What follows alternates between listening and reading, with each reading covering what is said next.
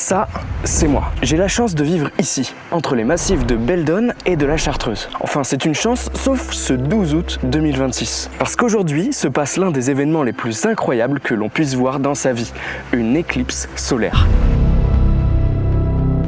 La Lune va passer pile entre la Terre et le Soleil, couvrant plus de 94% de sa surface. Enfin, non du coup, parce que le problème c'est qu'ici, l'éclipse atteindra son maximum vers 20h22, soit 25 minutes avant le coucher du Soleil. Autant vous dire que d'ici, on va rien voir du tout.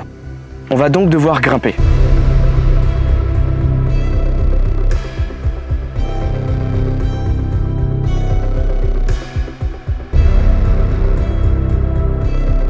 On s'est donc rendu à Champs-Rousse, vers Grenoble, pour tester le concept de cette vidéo. Apprendre tout ce qu'il y a à savoir de l'éclipse pendant l'éclipse. Et je parie que vous allez apprendre 2 ou 3 petits trucs vraiment cool. Comme pourquoi est-ce que les éclipses sont si rares, comment est-ce que les Babyloniens arrivaient à prédire les éclipses il y a plus de 2600 ans, ou encore pourquoi est-ce que dans 100 000 ans, la Terre verra sa toute dernière éclipse solaire totale. Je m'appelle Mike, je suis ingénieur en nanotechnologie et vulgarisateur scientifique, et aujourd'hui je vous emmène avec moi découvrir la science qui se cache derrière les éclipses. Et pour cette expédition, je serai accompagné d'Elodie, ma petite sœur, qu'on appelle tous Dodi. Vous pouvez la voir comme étant ma Sherpa à mes 2 caméras. Et si vous appréciez les images de cette vidéo, n'hésitez pas à lui dire dans les commentaires, ça me ferait super plaisir. Okay, let's go. C'est un secret pour personne, la Lune a des phases. Elle réalise ce qu'on appelle un cycle synodique, c'est-à-dire qu'elle tourne autour de la Terre et change de phase dans le ciel, en fonction de là où le Soleil l'éclaire. Au début, elle est complètement sombre dans le ciel. C'est la phase de la nouvelle Lune. Elle est éclairée seulement de l'arrière. Puis au fil du mois synodique, elle est dans une phase ascendante, de plus en plus éclairée, jusqu'à la pleine Lune, où elle se trouve à l'opposé du Soleil dans notre ciel. Puis elle complète son orbite pour revenir à la nouvelle Lune au bout de 29 jours, 12 heures et 44 minutes. C'est ce qu'on appelle le mois synodique. Mais alors, si lors de la nouvelle Lune, elle n'est éclairée que de l'arrière, pourquoi est-ce qu'on n'a pas des éclipses tous les mois synodiques? Eh bien la vraie raison, c'est l'inclinaison du plan orbital de la Lune. Si on prend le plan orbital de la Terre comme référence, alors celui de la Lune est incliné d'environ 5 degrés. Sauf qu'on parle d'une distance de 384 000 km. À cette échelle, le moindre pouillème de degrés compte. Alors parfois l'ombre de la Lune passe au-dessus de la Terre, puis au bout de 173 jours, soit quasiment 6 mois, elle passe en dessous. On peut voir ça directement dans le ciel, tu vois. Donc là, on voit le parcours de la Lune qui croise le parcours du Soleil. Mais quand j'avance plutôt rapidement, tu vois que le parcours de la Lune passe tout le temps en dessous du Soleil. Et puis au bout d'un moment, tu vois, paf, il passe au-dessus du Soleil, constamment. Ok. Et donc, quand il est au-dessus du Soleil, l'ombre, elle passe au-dessus de la Terre. Et donc c'est pour ça qu'il n'y a pas d'éclipse. Le seul instant où je peux avoir un alignement parfait, c'est le moment où ça change de côté. Oui. Et en plus de ça, que la Lune, elle est dans sa phase de nouvelle Lune. Ok. Donc en fait, il faut qu'il y ait un alignement parfait entre la Lune change de côté et c'est la nouvelle Lune. Et c'est ça qui fait toute la rareté des éclipses. C'est qu'il faut que le moment où ça change, donc le moment où le Soleil passe par un des nœuds de la Lune, se passe pile à l'instant où la Lune est dans sa phase de nouvelle Lune.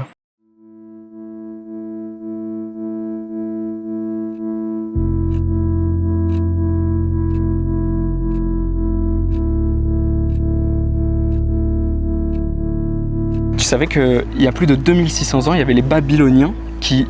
Je te vois pas du tout. Les Babyloniens, ils avaient déjà connaissance du cycle des éclipses et ils arrivaient déjà à le prédire. En fait, les Babyloniens, c'est un empire qui a eu plus de 2000 ans. 2000 ans d'histoire, mais avant Jésus-Christ, tu vois. Et du coup, il y a 2600 ans à peu près, ils avaient découvert le cycle du Saros. T'as déjà entendu parler de ça ? Absolument pas. Ils n'avaient pas besoin de télescopes, ni de calculatrices complexes, ni même de modèles cosmologiques aussi complets que ce qu'on a aujourd'hui. Alors, comment ils faisaient ? En fait, les Babyloniens, c'est un empire qui a eu plus de 2000 ans d'histoire, mais avant Jésus-Christ, tu vois. Les mecs, ils étaient passionnés d'astrologie, d'astronomie. Moi, je suis Verseau. Mais là, je crois que l'éclipse, elle est en Lion. C'est pour ça que je suis pas heureuse en ce moment. Ils ont donc une histoire extrêmement conséquente et étaient obsédés par l'astronomie. On a retrouvé des traces écrites sur des tablettes d'argile mentionnant la comète de Halley ou des mouvements réguliers des constellations dans notre ciel. Et donc, à force de noter les occurrences des phénomènes astrologiques, ils se sont rendus compte d'un cycle hyper particulier, hyper régulier. Tous les 223 mois synodiques, donc toutes les 223 nouvelles lunes, la Terre, la Lune et le Soleil sont exactement au même endroit dans le ciel, à la rotation de la Terre près. Tous les 18 ans, 11 jours et 8 heures, la position de la Terre, du Soleil et de la Lune, les trois positions sont exactement similaires dans le ciel. Elles sont exactement au même endroit comme il y a 18 ans, 11 jours et 8 heures. Incroyable. Ça veut dire que là, cette éclipse-là qu'on voit, dans 18 ans, 11 jours et 8 heures exactement, elle va réapparaître à la surface de la Terre. Mais tu as noté, il y a 8 heures dans le cycle du Saros. 8 heures, ça correspond à un tiers de rotation de la Terre. La Terre, elle tourne en 24 heures sur elle-même. S'il y a 8 heures dans le cycle, ça veut dire que la Terre, elle a fait un tiers de tour. Ça veut dire que cette éclipse-là, dans un cycle de Saros, elle aura lieu aux alentours de l'Amérique du Nord, en fait. Ça veut dire qu'on aura exactement la même éclipse avec la même trajectoire, mais en Amérique du Nord. C'est ouf. C'est dingue, hein. C'est ouf. C'est-à-dire que tous les 223 mois, soit un peu plus de 18 ans, la Terre, la Lune et le Soleil ont un cycle qui se répète presque parfaitement. On appelle ce cycle le cycle du Saros. Donc si on voit une éclipse à un instant donné, on peut être sûr de revoir la même éclipse à la surface de la Terre quelque part dans 18 ans, 11 jours et 8 heures. Alors attention, ça veut pas dire qu'il n'y a qu'une seule éclipse totale de Soleil par Saros. Ça veut juste dire que si on connaît toutes les éclipses dans un cycle de Saros, on peut les prédire toutes. Les Babyloniens avaient compté 34 éclipses possibles. Mais 34 éclipses possibles à la surface de la Terre. Sauf que les Babyloniens, ils n'avaient pas inventé l'avion, hein. Du coup, comment ils savaient ça? Les éclipses les plus visibles et spectaculaires sont les éclipses solaires. On est pratiquement sûr que le cycle du Saros a été découvert avec les éclipses lunaires, visibles depuis la moitié du globe. Puis ensuite, elles ont été appliquées aux éclipses solaires, ce qui permet de déterminer 38 dates où les éclipses sont possibles dans un cycle. Mais pour les voir effectivement, il faudrait généralement voyager super loin, en particulier super loin de Babylone. Et évidemment, il y a plein de subtilités, de variations astronomiques, alors si vous voulez creuser, je vous mets la source principale de toutes ces infos en description.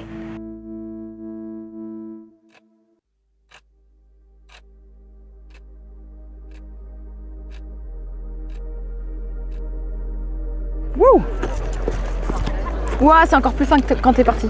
On a une chance immense d'assister à des éclipses solaires totales. Et cette chance tient à une coïncidence complètement dingue. Le Soleil est environ 400 fois plus gros que la Lune, mais il est aussi environ 400 fois plus loin que la Lune. Si la Lune était un petit peu plus petite, ce phénomène serait complètement impossible. Si elle était un petit peu plus grosse dans le ciel, on verrait des éclipses solaires totales, mais on ne verrait pas les couronnes toutes fines autour de la Lune. Or là, vu depuis la Terre, les deux astres ont exactement le même diamètre apparent dans notre ciel. C'est un pur hasard géométrique. Et qu'à regarder les autres astres du système solaire, il n'y en a pas deux qui possèdent cette propriété incroyable. Mais cette coïncidence touche à sa fin. Dans environ 100 millions d'années, il y aura une toute dernière éclipse solaire totale visible depuis la Terre. Le mot total ici est important, parce qu'il y aura toujours des éclipses annulaires, mais après ça, la Lune paraîtra trop petite dans le ciel pour recouvrir complètement le Soleil comme elle le fait aujourd'hui. Et tout ça, c'est à cause d'un fun fact que tu connais certainement. La Lune s'éloigne de nous.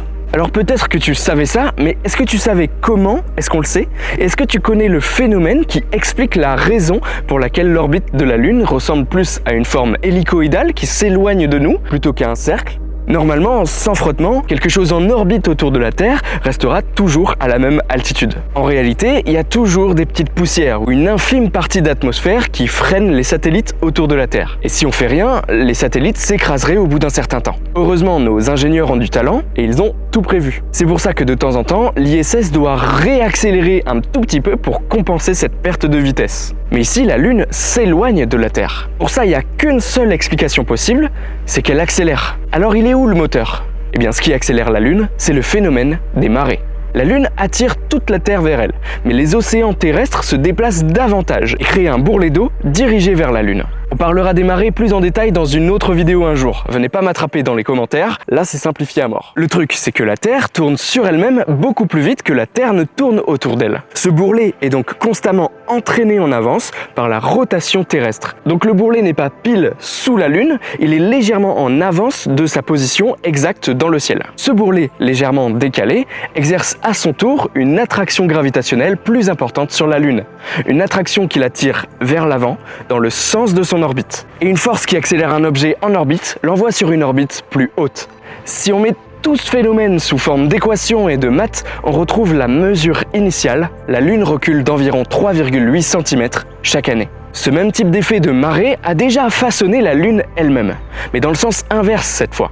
Il a progressivement freiné sa rotation sur elle-même. À l'origine, la jeune Lune tournait beaucoup plus vite sur elle-même, mais le phénomène de marée marche aussi dans l'autre sens. Elle déforme très légèrement la Lune elle-même, ce qui l'allonge et crée un bourrelet à peu près dirigé vers la Terre. Tant que la Lune tourne plus vite qu'elle ne fait le tour de la Terre, ce bourrelet n'est pas parfaitement aligné avec notre planète. La gravité terrestre tire alors dessus, comme si elle essayait constamment de la remettre dans l'axe. Cette force agit comme un frein. Elle ralentit peu à peu la rotation de la Lune, tandis que l'énergie perdue est dissipée sous forme de chaleur à l'intérieur même de la Lune, à cause des frottements en son cœur. Ce freinage a continué pendant des millions d'années, jusqu'à atteindre l'état stable d'aujourd'hui. La Lune fait désormais un tour sur elle-même quand elle fait exactement un tour autour de la Terre, si bien qu'elle nous montre toujours la même face. Donc à chaque fois qu'elle termine une orbite, elle a aussi effectué exactement une rotation complète, ce qui fait que depuis la Terre, on voit toujours la même face de la Lune. Alors c'est pas exactement vrai, parce que encore une fois, il y a plein de variations et la Lune semble tourner légèrement sur elle-même, mais ce phénomène est globalement vrai.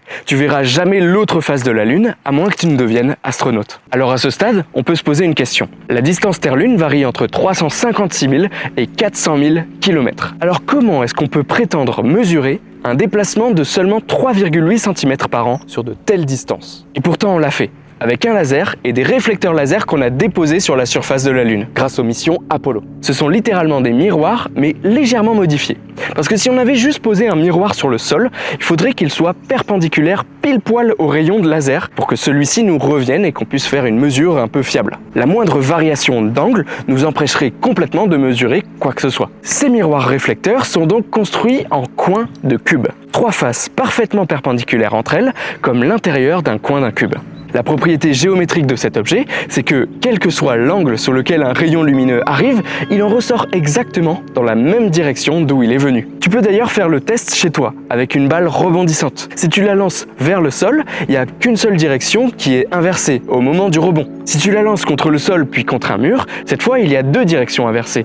Mais c'est toujours pas garanti que tu récupères la balle dans tes mains. Par contre, lance la balle dans le coin d'une pièce, et pour peu qu'il touche les 3 murs, il retournera toujours vers son lanceur. La direction est juste inversée dans les 3 dimensions de l'espace. Cette petite expérience, c'est exactement ce qu'on fait, mais avec un laser et 3 miroirs qu'on a déposés sur la Lune.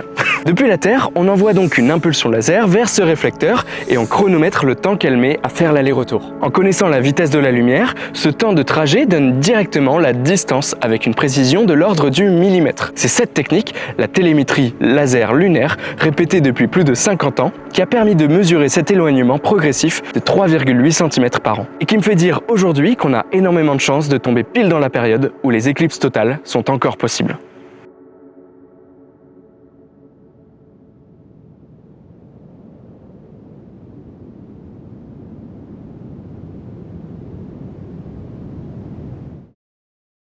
Merci d'avoir regardé cette vidéo jusque-là, mais avant j'ai une toute dernière surprise. Je tenais à remercier la communauté d'Instagram qui a répondu à cette story. Je vous ai demandé de m'envoyer votre photo de l'éclipse ainsi que l'endroit d'où vous l'avez prise. Je vous montre le résultat dans quelques instants. Mais juste avant, si comme moi vous n'avez pas pu regarder l'éclipse dans sa bande de totalité et que vous n'avez pas encore planifié vos vacances de l'année prochaine, je vous donne rendez-vous le 2 août 2027 avec une éclipse totale qui partira de Gibraltar, le sud de l'Espagne, et qui ira jusqu'en Arabie Saoudite, en passant par l'Égypte. Et cette fois, la totalité durera plusieurs minutes. Alors rangez bien vos lunettes dans un tiroir en vous assurant bien qu'il n'y ait aucune griffe dessus. Elle pourrait bien vous servir plus tôt que vous ne le pensez. En attendant, le 28 août prochain, on aura une éclipse lunaire. Elle sera recouverte de l'ombre de la Terre à 96%, visible depuis la France. C'est un tout autre spectacle, mais ça vaut aussi vraiment le coup. Je vous tiendrai d'ailleurs au courant dans le tout nouveau canal Insta que je viens de créer, alors n'hésitez pas à nous rejoindre. J'espère que cette vidéo vous a plu. Si c'est le cas, n'hésitez pas à liker la vidéo et à vous abonner si c'est pas déjà fait. Ça aide vraiment la chaîne. C'était Mike, à bientôt.